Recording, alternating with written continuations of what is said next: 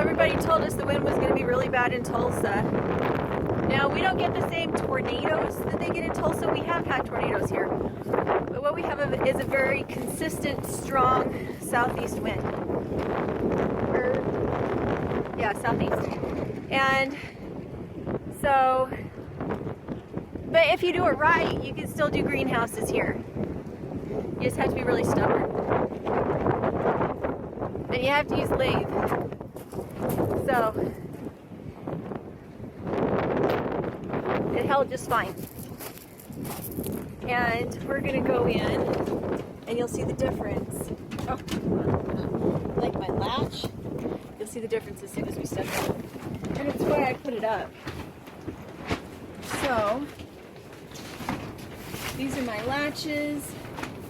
One at the top, one at the bottom. And it's noisy, but it's worth it for the amount of cold that it holds off the house. And this also gives me a place to work. This is where I have all my tools. And it gives us a dry place to store wood when it's been brought from the shed, because in the shed the wood is dry. So we'll see if I can find my keys. Where did I put my keys? There.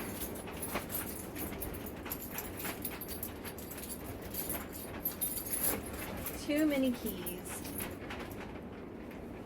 Too many houses, too many keys. All right. So, trying to think where I can put you. I gotta go open up the blinds. Now, right now, the reason why we're not actually in the house here is because I've got little girls and I need to make sure that the heat source is really consistent before I bring them out overnight. Make sure that the stove's not leaking, smoke into the house, and all that kind of thing. So it's actually pretty nice and warm in here, but I'm gonna go open curtains, and so that way you can see, and I'll walk you through some of the stove basics.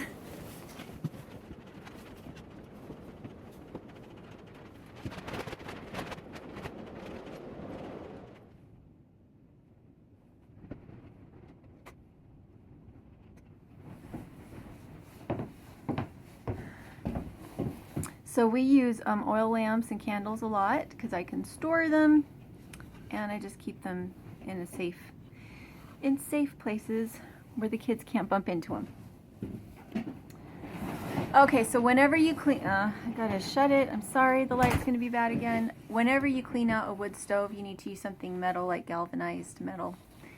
Otherwise, it'll burn through plastic. It'll burn through everything. I don't know if you want to hear more, or if you want to be able to see better. This is the little cleaner to our wood burning cook stove, and this is just a baking sheet.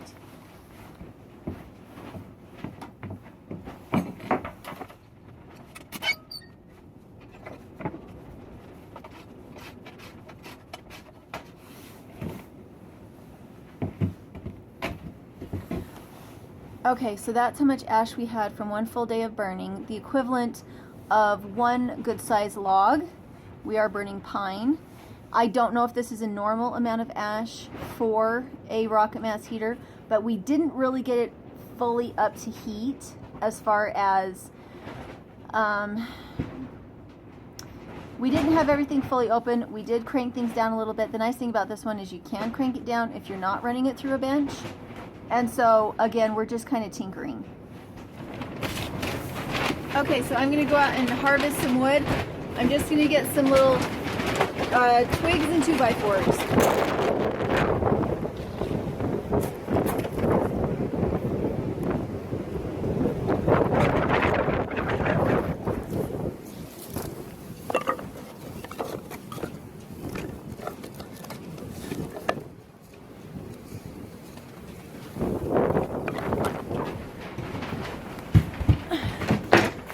Okay, so Darwin is bringing the vent that goes onto the pipe, and he's also bringing his fire starter. He has a fire starter that will burn forever, but it won't blow out. You can put it on water and it won't blow out, and so that'll be exciting. He has those on his Etsy store, and I think he has plans to teach you how to make your own. but they're going to be just a little minute, so I kind of wanted to show you what it's like to start it from cold.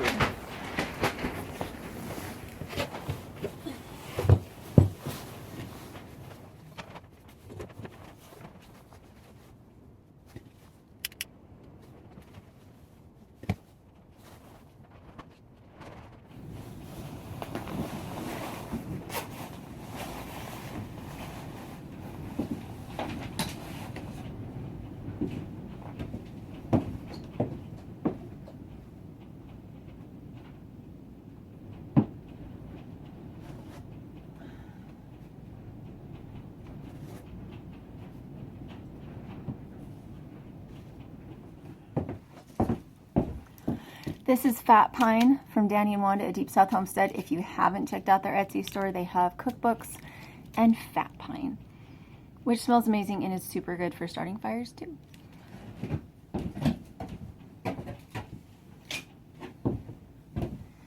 One of the really nice things about this stove is you really don't need to worry about things touching the stove itself in certain parts. It is completely insulated with aircrete.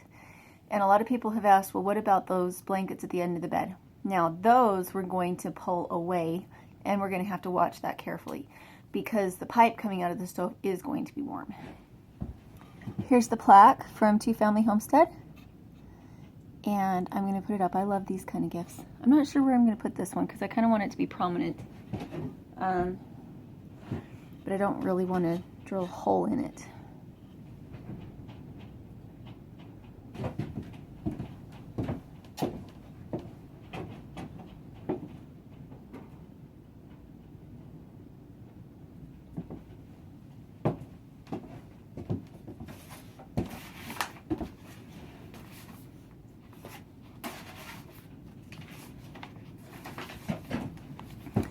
Here is all of Kaya's art.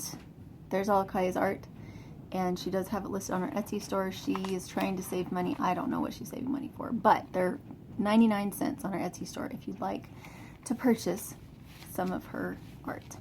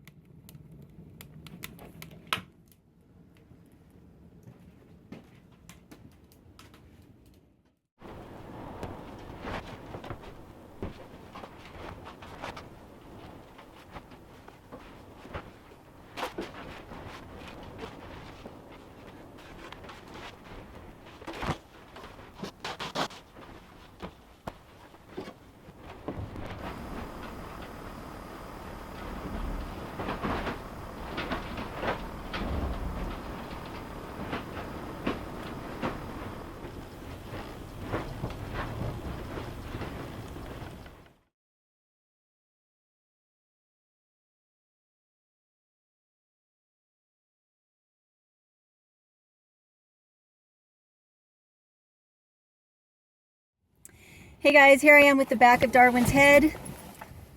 We are here to see another example of a rocket stove. This time it is going to be like a stovetop grill camping chef, camp chef type pellet fed. I think it's a party. Yeah, like a party grill. Yeah. You know, one that you could put enough food on to feed 40, 50 people real easy. And it looks awesome. It looks like it's fed with pellets instead of normal big pieces of wood, so it's exciting. And Darwin was thinking about putting a pellet hopper onto my rocket stove. Yeah, so three on the tree the with boys, an overdrive. what did they get distracted by? Well, the overdrive was a full The car. overdrive. So we came to see a rocket stove, and what are we talking about? A lever, just kind of like a choke lever almost. And when you engage the overdrive, And that thing would literally 66 get about 24 miles to They gallon. called it It has the something. or the Ford 289 V8 in or it. something. I don't know what it is. Right? But I think the stove looks really cool. Do you think the stove looks cool? Yeah, let's see. Here's the stove that the guys are supposed to be telling us all about. Like, here's hoppers, I wish I could chimney. So we're gonna wait a minute.